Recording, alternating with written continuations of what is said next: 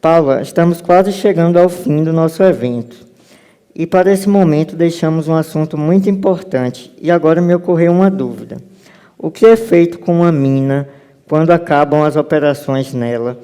Quais são as possibilidades existentes nela? Ou seja, qual é o futuro dela? Você sabe?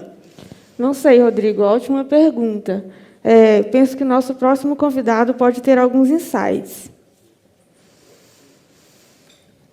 Gostaria de convidar ao palco Gustavo Roque, líder da área de uso futuro da Vale e responsável por desenhar a governança e implementar a estratégia de ressignificação de territórios operacionais pós-mineração, de forma a contribuir para a máxima geração de valor compartilhado para todos os stakeholders no curto e longo prazo.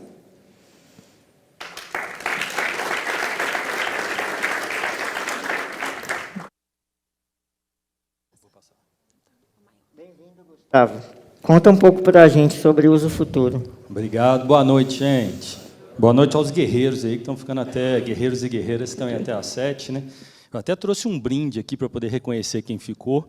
Na sacolinha de plásticos do mercado, e desculpe que o Leandro está dando bolsa da Singularity. Mas, como já estava aqui, eu falei, vou levar, que não tem problema, né? Bom, primeiro, eu queria aproveitar e copiar uma iniciativa que você fez hoje. Então, eu queria dizer que meu nome é Gustavo Roque, eu tenho 1,80 m, sou homem branco, olhos e cabelos castanhos, tenho 1,80 m e, como eu acabei de voltar de férias, devo estar com 87, 88 aí. Mas eu achei bem legal, achei super inclusivo, acho que como fica um aprendizado para a gente, ainda mais agora que o Gaston falou da importância da gente trazer a inclusão para isso, a gente trazer essa boa prática. Bom, falando, meu nome é Gustavo Roque, a maioria me conhece por Roque. Eu estou na Vale há 3 anos e, recentemente, eu estou numa área chamada uso futuro. É uma temática relativamente nova para a mineração. A gente conhece um pouco de olhar isso muito como espaços pós-industriais que outros setores utilizam. Ao longo da minha apresentação vai ter algumas imagens que são áreas pós-industriais que foram ressignificadas. E aí eu queria só falar um pouquinho do que a gente faz, né? O que é uso futuro. Isso aqui, logo quando a gente inaugurou o Mining Hub, teve uma missão do governo de Minas para a Polônia, para a região da Silésia, que é a região co-irmã de Minas Gerais, que também é uma região de mineração, e que era assim, a capital da Silésia era assim na década de 90. Uma área completamente degradada, que após a mineração de carvão ela tinha sido abandonada, os empregos tinham sido perdidos, os impostos tinham sido drasticamente reduzidos, mas, através de uma iniciativa da Comunidade Europeia e da União Europeia, eles conseguiram transformar essa área nessa área. Então, se vocês observarem aquele pudim lá em cima, esse aqui, ó, ele está nessa foto lá no canto também. E essa área ela foi completamente revitalizada. Hoje, o Fórum Econômico Europeu acontece nessa cidade, Katowice. O maior evento de jogos online, levando toda uma geração, a gente falando de millennials, Gen Z, acontece em Katowice por ano. Então, é uma região que trouxe um aprendizado. E lá em 2018, quando eu fui na missão, eu tive a oportunidade de ouvir sobre os futuros, sem nunca imaginar que um dia eu trabalharia nessa área. Para poder só dar uma clareza maior, né, o que é o uso futuro, a gente atua na ressignificação de espaços pós-mineração. A gente não atua em áreas que são propriedades da empresa e que não estão sendo operadas, ou que são áreas que foram adquiridas por N motivos que estão ali. A gente só vai atuar onde um dia houve uma operação. E a gente vai ressignificar esse espaço. E esse processo ele passa por, primeiro, ali se a gente olhando ali a parte só de cima desse círculo, fazer uma cocriação de novos negócios. Então, quando a gente falou na apresentação anterior sobre ESG, eu preciso ouvir as comunidades, eu preciso entender quais são as aspirações das comunidades, o que ela quer, o que ela espera que seja feito ali. A gente precisa gerar máximo valor compartilhado para os shareholders, para os stakeholders, para que isso esteja conectado com a estratégia da companhia e também com a estratégia da agenda de desenvolvimento local. A gente tem que pensar na transição social. Muitas vezes a mineração vai sair, eu estou fazendo a ressignificação desse território, porque a operação se encerrou. Como é que fica a questão dos empregos? Como é que fica a questão da geração de impostos? Então, a gente tem que... É uma área que hoje ela está dentro da VP de sustentabilidade, então a gente olha muito com a área de desenvolvimento territorial e com outras áreas relacionamento com a comunidade, relações institucionais, para entender o que está acontecendo no município, para ver como que a gente pode colaborar, complementar na ressignificação desse espaço. E, por fim, a transição social.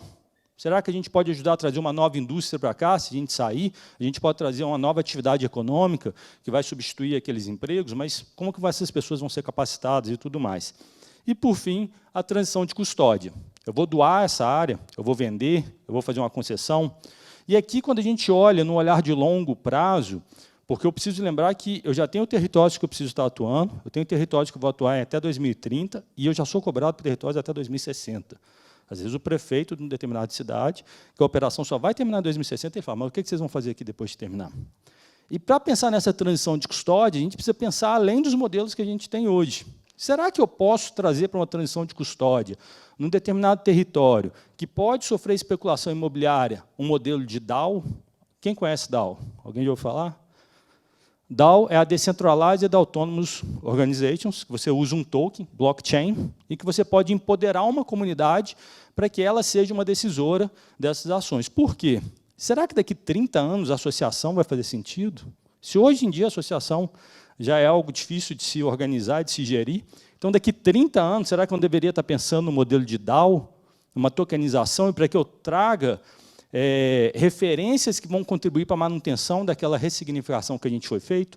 E aí é por isso que o futurismo pode entrar e pode contribuir nesse aspecto para uso futuro, que é uma coincidência muito mais dos nomes do que da disciplina sendo aplicada. A Unesco ela tem um entendimento que ela fala que uma das skills mais importantes para o século XXI será Futurist Literacy. E eles falam, né, que, olha, Futurist Literacy é buscar lá, vou passar, eu coloquei só o primeiro ponto ali, eu vou passar 10, que ajuda a gente a construir essa reflexão e essas provocações. Primeiro, tem um cone futuro aqui. Esse aqui não é o mesmo cone que o professor mostrou antes, é um cone da M-Web, que foi citada pela Poliana. Ela usa muito para poder mostrar, né, como que a gente pode conectar a estratégia da empresa. Esse cone ela apresentou no Web Summit, mas ela apresentou no encontro em novembro do ano passado, que tinha 400 futuristas em Dubai, e eles estavam criando Dubai 2071. Dubai já sabe que pode ser que o turismo seja impactado, de diferentes formas como metaverso, então eles querem que ali seja uma capital de inteligência artificial e de metaverso. Então, tinham 400 futuristas discutindo 2071 em Dubai, que a gente já acha uma cidade hiperfuturista, né? Então, como é que a gente sai ali do tático, do estratégico, a gente vem aqui, né, para esse disruptivo, essa evolução, ou o que eu prefiro chamar, o transformacional? Como que a gente provoca um pouco esse olhar transformacional? O MATH, que é o Mind Advanced Thinking, isso aqui é um conceito que eu estou escrevendo agora, está no forno para ser publicado, mas ele tem 10 princípios. E o 10º princípio é o mindset futurista. E por que eu falo mindset futurista, ao invés de falar especificamente de futurismo? Todo mundo aqui está sendo cobrado para ser ágil, não está? Quem sabe aqui, de fato, sabe rodar um Scrum? Quem aqui conhece aprofundadamente Design Thinking, sabe rodar as metodologias? A gente sabe o quanto que é difícil. A gente sabe o quanto que isso é complicado de colocar isso dentro das nossas organizações. Mas se a gente tiver um mindset ágil, de saber quando encaixar uma ferramenta, quando colocar a pessoa no centro e tudo mais, isso facilita muito. A mesma coisa eu entendo que serve para o futurismo. Ao invés de a gente tentar ficar criando os vários futuros, será que se eu tiver um mindset que me provoca a pensar as possibilidades dos futuros que vão ocorrer, não fica mais fácil? A gente criar uma cultura do IC, e eu vou falar do IC ao longo do dia aqui. E aí eu queria só pegar uma carona aqui, algumas pessoas já viram, talvez só a Alessandra conhece esse desenho aqui, e talvez o nome. Lá atrás, o nome do Mining Hub, esse aqui era um esboço do Mining Hub, para quem não conhece.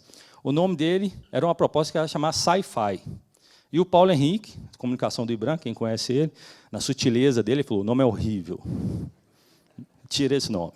Mas Sci-Fi queria dizer o seguinte, Strategic Center of Innovation and Foresight, ou futurismo. O que nunca conseguimos sair do papel, eu parabenizo a Alessandra e Leandro aqui por estar fazendo esse evento, que é exatamente isso aí. E isso começa lá atrás, mas eu queria trazer aqui uma menção de um cara chamado Arthur C. Clarke, não sei quem já ouviu falar dele. Eu trouxe um vídeo dele bem curtinho, infelizmente não está legendado, porque eu tive que fazer o download e não consegui pegar, mas eu queria só fazer quase que um disclaimer do que eu vou falar nos próximos 18 minutos aqui. Pode colocar o play, por favor? Eu não vou conseguir daqui. Horizon filmed him at the World's Fair in New York. He's Arthur Clarke.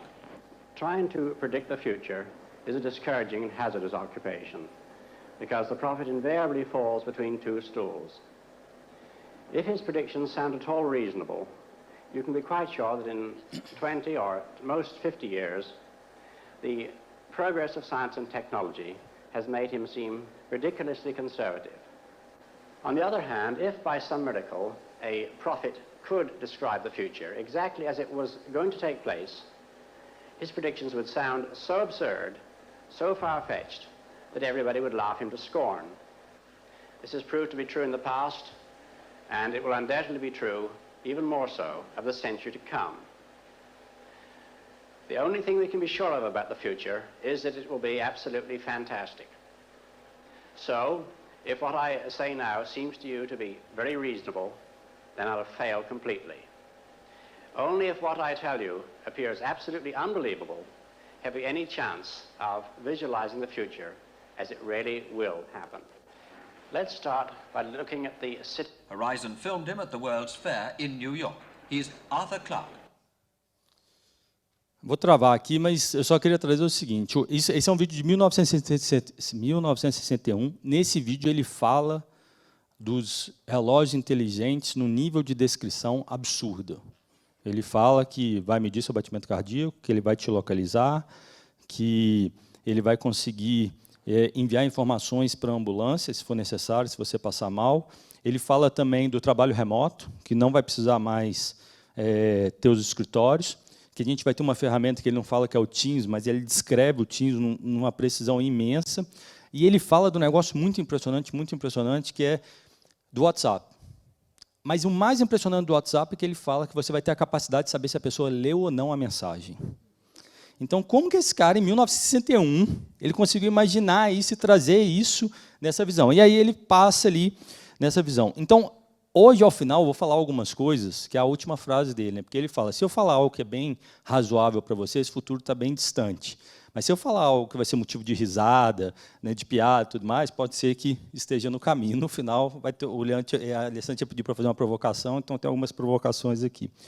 Mas eu queria falar aqui de algumas coisas que eu vi ao longo do último mês no PDAC, no evento de mineração no Canadá, e depois no SXSW, que é um evento que tem um olhar completamente diferente.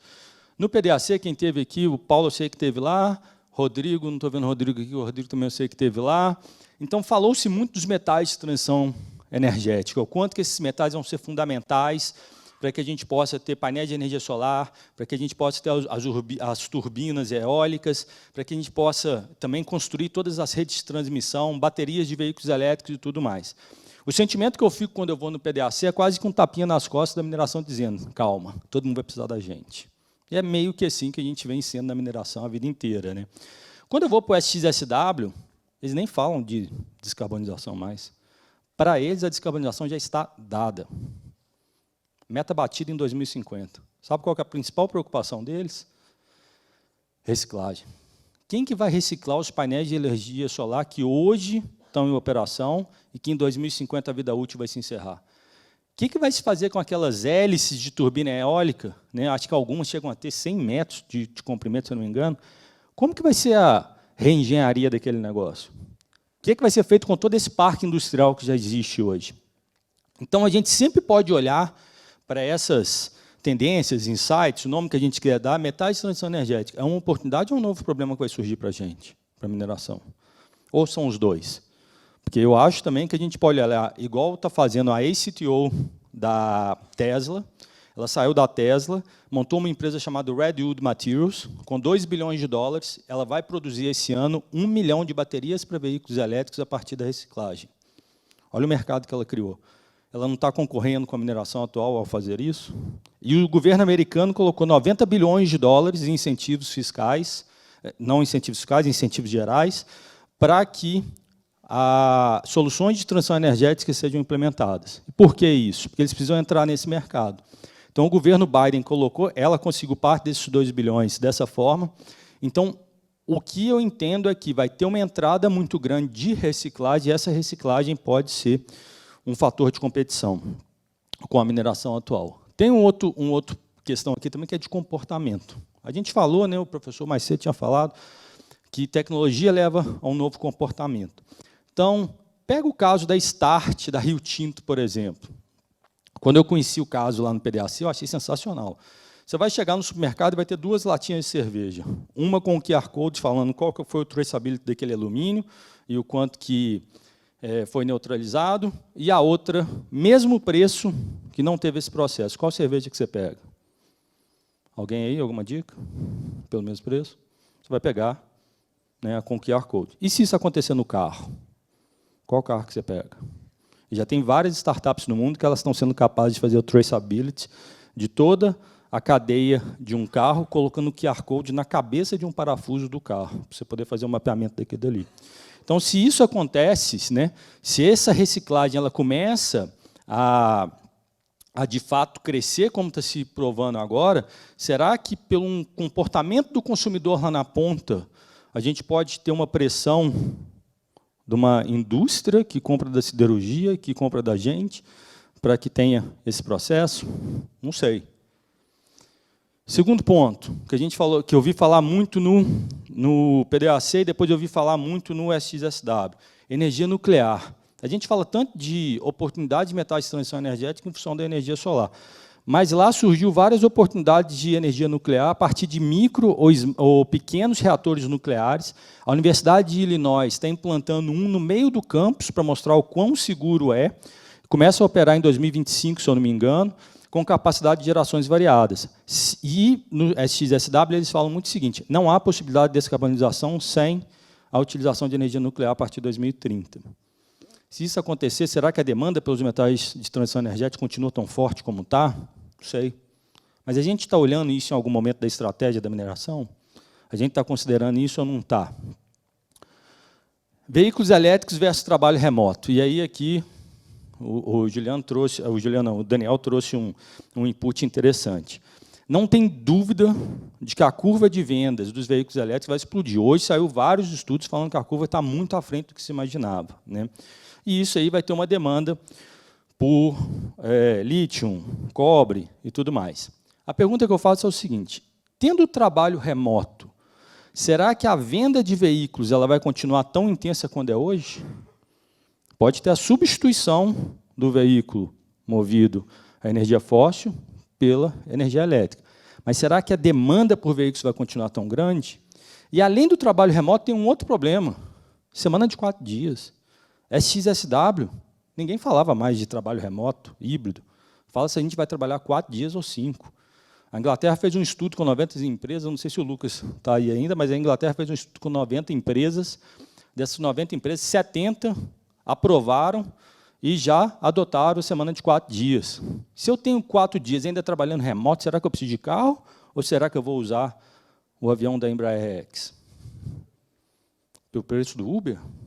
Diminuindo o meu tempo? E aí tem um outro problema. Os grandes centros urbanos. Eu tive a oportunidade, estava de férias, cheguei de férias hoje, rodei pela Califórnia inteira. No mês passado tinha ido para Toronto. E uma coisa que me chamou muita atenção são os grandes centros urbanos de São Francisco. Eu vi isso em Vancouver, num determinado ponto. Os centros estão sendo abandonados, completamente abandonados. As pessoas de extrema vulnerabilidade estão ocupando esses centros. Para complicar isso, né, a gente tem um impacto nesses prédios. Aí eu brinco às vezes, né, vou falar que o uso futuro pode ser que seja o trabalho do futuro, porque vai ter que ressignificar tudo quanto é prédio que estiver vazio. E aí o que está acontecendo? Em Nova York já teve um mapeamento de que esse ano vai ter uma perda de 12 bilhões de dólares, dado o esvaziamento do centro que está ocorrendo. Mercadinho fechando, farmácia fechando, transporte, tudo que está acontecendo. E aqui tem 2 reflexões importantes. A primeira é, as empresas que estão puxando para fazer o trabalho presencial, será que o Gen Z, que foi apresentado lá na Accenture, vai querer trabalhar nessa empresa? Pouco provável. Segunda coisa, se realmente acontecer essa migração das empresas, saírem dos centros urbanos, os centros urbanos ficarem decadentes, qual que é o impacto na indústria da construção civil para a mineração, na construção de novos espaços comerciais?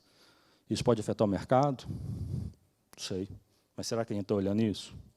Será que na estratégia a gente está mapeando isso? Então, eu posso pensar em impacto de pessoas, de talentos, eu posso pensar em impacto de mercado. O Elon Musk, nessa região que eu estava de São Francisco, na Union Square, que está muito degradada, ele tem um contrato de 30 anos de um dos principais prédios do Twitter. Ele queria transformar o prédio num abrigo para homeless. O dono do prédio que não está deixando, nem a prefeitura.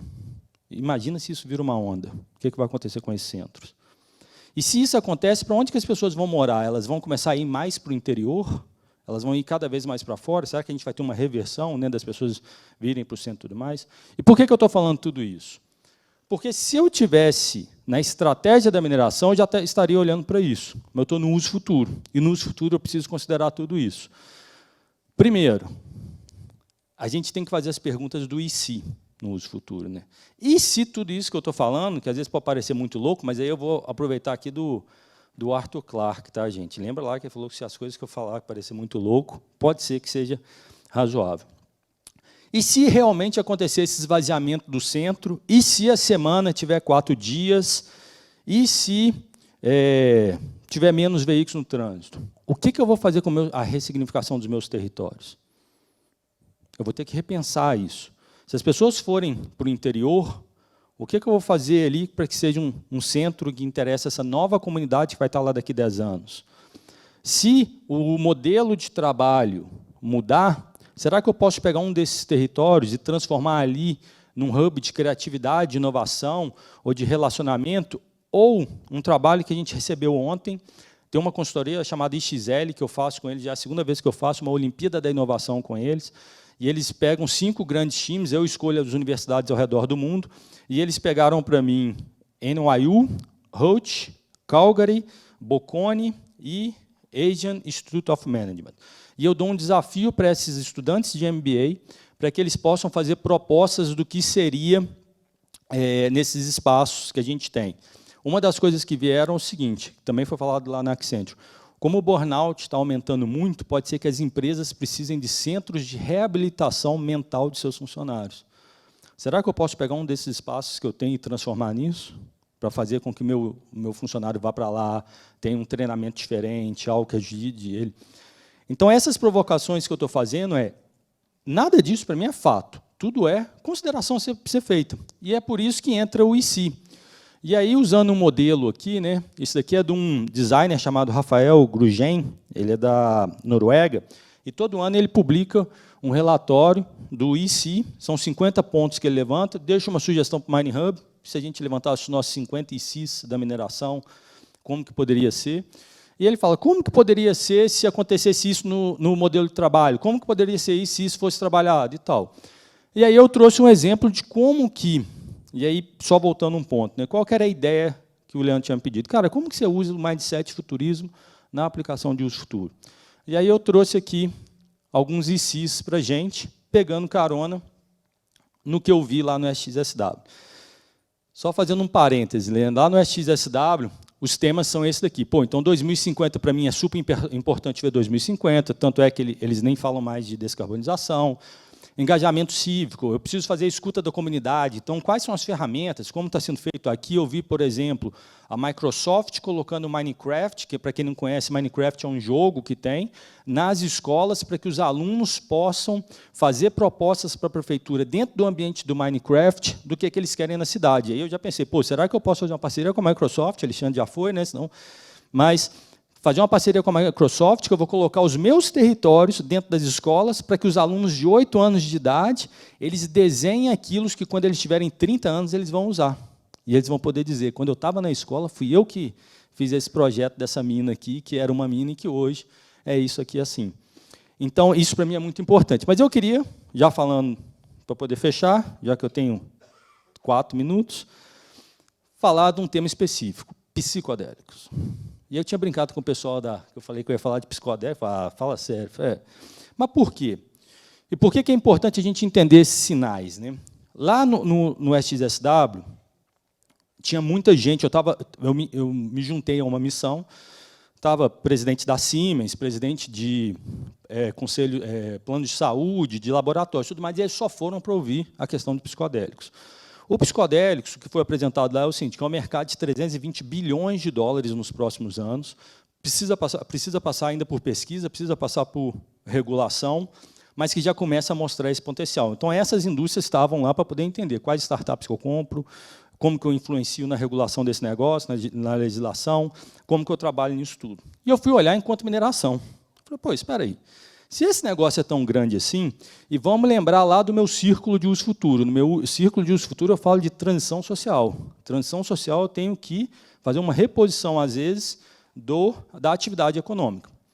Se eu tenho um território próximo de uma área de Mata Atlântica que me pertence, ou de uma área da Mata Amazônica, da Floresta Amazônica, o que tem ali de insumo que pode ser utilizado para essa indústria?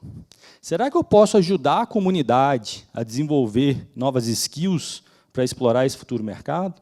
Será que, através das várias ferramentas que a gente tem da empresa, eu posso desenvolver centros de pesquisa, laboratório, para poder acelerar o estudo dos insumos que são necessários e talvez reduzir biopirataria, que é um problema que a gente tem na Amazônia hoje, e gerar receita para esse município e colocar esse município, que hoje é dependente da mineração, ali no limite da biotecnologia a partir de psicodélico?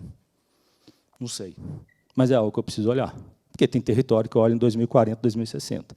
E isso pode valer para tudo. Isso vale para a revolução do trabalho, do espaço de trabalho, isso vale para o transporte, porque impacta no tipo de material que vai ser utilizado, isso impacta nas viagens de lazer. Será que eu vou criar um espaço ali dentro que eu preciso trabalhar para que a pessoa se desloque para lá, ou vai ser tipo o quintal da pessoa? E aí, só fazendo uma brincadeira aqui, eu trouxe 2 cenários diferentes para a gente poder exercitar esse si. Então, imagina que eu tenho Ops, ficou para o final. Ficou errado aqui, mas vamos lá. Eu tenho um território próximo a um grande centro urbano. Aposto que tem um monte de gente aí que já sabe de qual território que eu estou falando. Esse território, se a semana de 4 dias for adotada, que tipo de lazer a população vai precisar? Porque vai ser 3 dias. Você ficar 3 dias com os meninos dentro de casa não vai ser fácil. Então, que tipo de coisa que eu posso desenvolver ali, aproveitando essa semana de 4 dias? E se as áreas centrais se esvaziarem, podemos ter demanda por hubs criativos? Será que eu posso pegar esse espaço e transformar ele num centro de criatividade, desenvolvimento de soluções e tudo mais ali dentro, num ambiente envolvido pela natureza? E só fazendo um acréscimo, não sei quem sabe, se eu não me engano, Van Gogh, talvez minha memória não me ajude aqui, Van Gogh, durante um tempo, ele foi internado num manicômio, se eu não me engano. E esse manicômio ele tinha uma grande área verde, jardins maravilhosos, foi a época que ele foi mais produtivo. E depois saíram vários estudos, depois não, concomitantemente, saíram vários estudos falando que quando você está inserido no ambiente envolvido por natureza, a sua criatividade ela fica muito mais exacerbada. Então, será que eu posso fazer isso? E utilizar esses espaços para centros criativos, não só para a nossa empresa, mas para a mineração, para a comunidade? E se o lazer se inverter ocupando os atuais prédios comerciais? Será que adianta eu fazer esse espaço lá? Segundo cenário, território afastado, altamente dependente da mineração. Se houver uma migração de talentos para o interior, como que eu posso explorar isso? Já que esse território vai estar lá. Isso aqui, o e-waste, é um negócio super interessante, que é o que a gente falou lá da Redwood Materials, também apareceu, a Universidade de Hult trouxe para a gente ontem, um negócio gigantesco. É interessante que, na hora que você vai ver o processo de beneficiamento do e-waste, né, correia transportadora, britagem, moagem, separação magnética, eu falei, opa, conheço desse negócio. Né? Assim, será que a gente não está deixando de olhar para o e-waste de uma forma diferente? Será que eu não posso usar toda a minha cadeia logística para poder concentrar todo o e-waste do Sudeste e levar para algum território que vai ser ressignificado e talvez ali fazer a mineração urbana? Não sei. E se o mercado de psicodélicos for regulamentado no Brasil? Será que eu estou perdendo uma oportunidade de colocar uma dessas comunidades nesse limiar da biotecnologia e da exploração? Então, o que eu queria trazer aqui para vocês hoje é o seguinte: como que a gente pode trazer esse mindset futurista para as nossas atividades? Não só no uso futuro, mas na inovação, nas nossas operações. Como que a gente pode colocar isso? Confesso para vocês que tem me ajudado bastante, é bem provocador. Eu tenho uma sorte imensa de ter gestores que compreendem o tipo de provocação que eu faço, porque poderia ser mal entendido, né, ou poderia ser motivo de piada, mas, felizmente, eles me permitem fazer isso. Por fim, e aí eu só vou voltar aqui, Eu mostrei para vocês o SXSW. O SXSW foi uma oportunidade que eu tive de ir para o evento e de beber muito da fonte. Mas é só o evento que tem? A gente tem que ir para esses eventos? Não. Eu tive a oportunidade de ir ver uma corrida do Extreme E, Juliano estava citando aqui, na Sardenha, sorte minha, né? Mas no interior da Sardenha, e eu tive a oportunidade de conectar com vários dos desenvolvedores que estão lá dentro. Eu conheci, por exemplo, a Neon, que é uma empresa da Arábia Saudita, que eles estavam com um container de hidrogênio lá dentro que alimenta todo o facility da prova. Carrega os carros, alimenta tudo mais. E o engenheiro deles falou, daqui 2 anos, esse container, que é do tamanho desse palco, ele vai ser o tamanho de uma geladeira. Eu falei, poxa, como é que a gente pode pensar nisso? Como é que isso pode ser utilizado de uma forma diferente? E também eu estou adotando o modelo de compartilhar o máximo possível de todo o conteúdo que eu absorvo. Então, vou publicar uma página no Flipboard com todo o conteúdo que eu tenho. Mas aqui tem uma venda casada. Eu vou mandar o link para quem responder a pergunta de avaliação da apresentação, aí, que para mim é super importante no processo. Tá? Então, assim, são só 2 perguntas, só avaliar a apresentação, colocar o e-mail lá, para quem quiser, eu mando o invite de acesso. Pessoal, eram esses os inputs que eu queria trazer, os insights. Consegui terminar com 20 segundos de antecedência, tá, Leandro? Acelerei um pouquinho aqui. Fico à disposição para quem quiser trocar ideia. Quem quiser conectar no LinkedIn também, está aí. Grande abraço. Só uma coisa. Eu esqueci de falar da água. A água é o seguinte. O Alexandre já foi embora. O que tem aqui dentro, né? É um recurso mineral, vocês concordam? Paga CEFEM, não paga? Eu tenho quase certeza que paga CEFEM. Eu queria perguntar para o Alexandre aqui, eu fiquei na dúvida. Desde que eu conheci essa água aqui, eu carrego isso aqui quase como uma mensagem da mineração. Eu adoro essa água. Porque, primeiro, que ela vem numa caixa que é 88% renovável, ela é feita plant-based. Eu posso escrever meu nome, então, se eu esqueço na empresa, ninguém rouba ela depois. Já consigo utilizar ela várias vezes. E depois, se você quiser, você compra um filtro para você poder se abastecer ela. Então, eu levo ela como uma mensagem da mineração sendo sustentável, da mensagem sendo inovadora. Eu tinha esquecido de trazer, eu tive que pedir no iFood, né? Aí já é mudança de comportamento. O iFood me exigiu um pedido mínimo de R$40, então eu trouxe mais 4 águas ali. Eu gostaria de dar para quem quiser ir, só chegar aqui, pega a água, tá, gente? Porque senão eu vou ter que levar para casa, minha mulher já está me esperando, ela está brava comigo. Mas quem quiser, pega a água aí. Um abraço. Aliás, por favor, peguem aqui. Um abraço.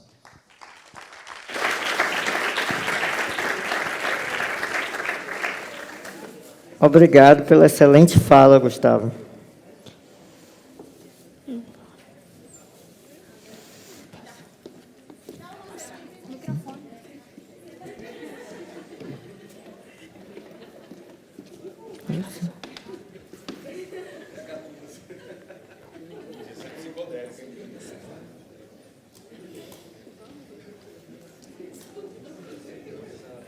Realmente hoje foi um dia incrível, com ótimos conteúdos.